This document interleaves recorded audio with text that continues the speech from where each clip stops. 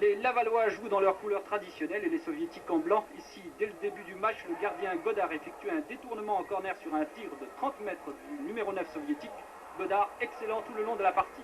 Les Soviétiques continuent leur pressing. Ici, un centre de l'aile gauche, tête piquée de Klous qui passe juste au-dessus de la barre transversale. Godard était battu, mais la réussite est toujours du côté lavallois.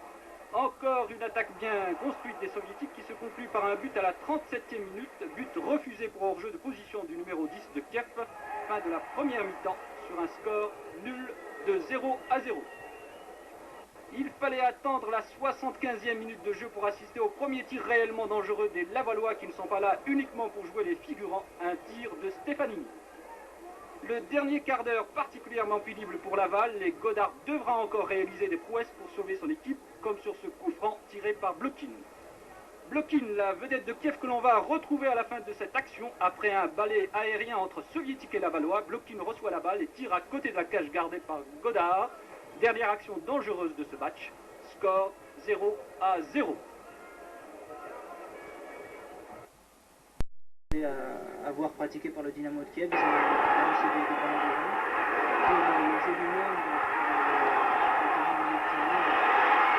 on a fait une question là-dessus dans le contexte. Vous avez fait le sacrifice de votre joueur offensif pour aider la délégation de la Relance. Évidemment,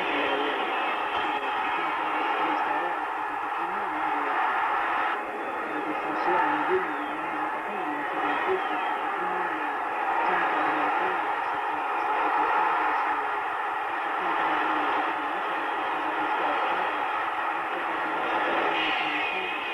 Ce résultat étant obtenu, il va falloir maintenant à Laval faire le jeu.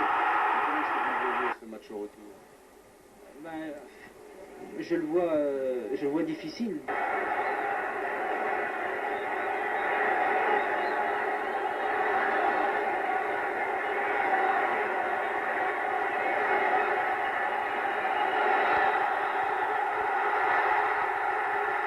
La qualification reste à obtenir. Elle ne sera pas facile car le Dynamo est capable lui aussi de nous poser énormément de problèmes, même chez nous.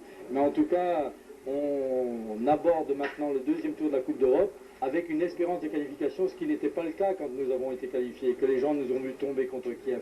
Bien des esprits chagrins avaient regretté que ce soit le Stade Lavallois qui représente le football français.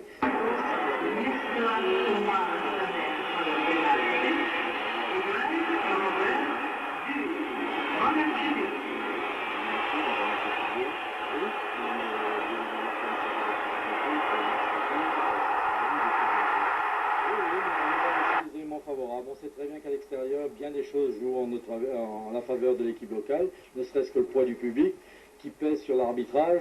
On bénéficiera peut-être de l'appui de nos supporters, de la foule qui sera au stade de Bassères, et ce sera également un atout pour nos joueurs.